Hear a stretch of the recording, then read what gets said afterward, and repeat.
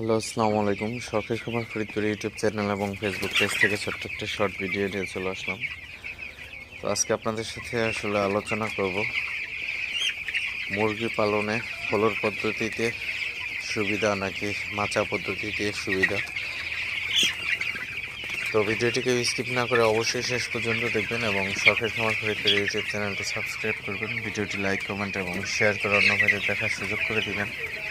তো ভিডিওটি শুরু করা যাক। তো আপনারা দেখতে পাচ্ছেন আমার ব্রয়লার এই মুরগিগুলা ফলর পদ্ধতিতে আসলে করা। তো ফলরে ব্রয়লার মুরগি পালন করার চেয়ে কিন্তু মাচা পদ্ধতিতে ব্রয়লার মুরগি পালন করা আসলে গরমের সময় আসলে ভালো হয়ে থাকে।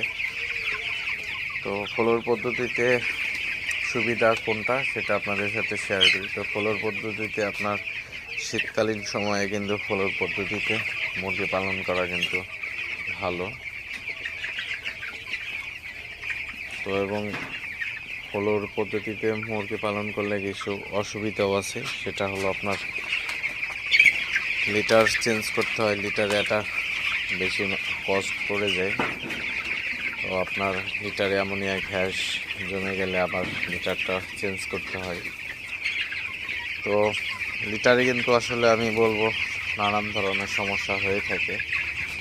তো মাচা পদ্ধতিতে কিন্তু আপনার মুরগিগুলো পালন করতে কিন্তু বেশি একটা সমস্যা হয় না। বিশেষ করে সবচেয়ে বড় একটা সমস্যা যেটা হয় আসলে মুরগি পালনের ক্ষেত্রে, সেটা হচ্ছে লিটার নিয়ে।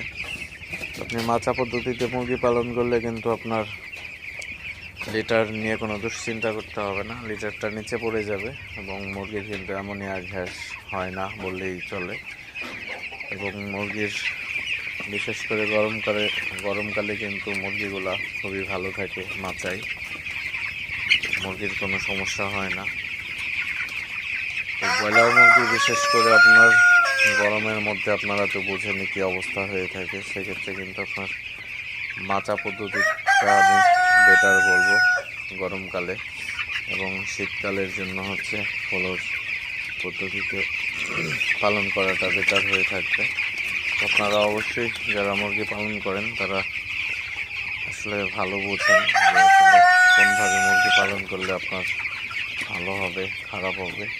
তো আমার ব্যক্তিগত মতামত থেকে আপনাদেরকে আমি বলছি যে অবশ্যই যদি মুরগি পালন করেন তো মাচা পদ্ধতিতে মুরগি পালন করার চেষ্টা করবেন, কারণ মাচা পদ্ধতিতে আপনার এই খামার সেক্টর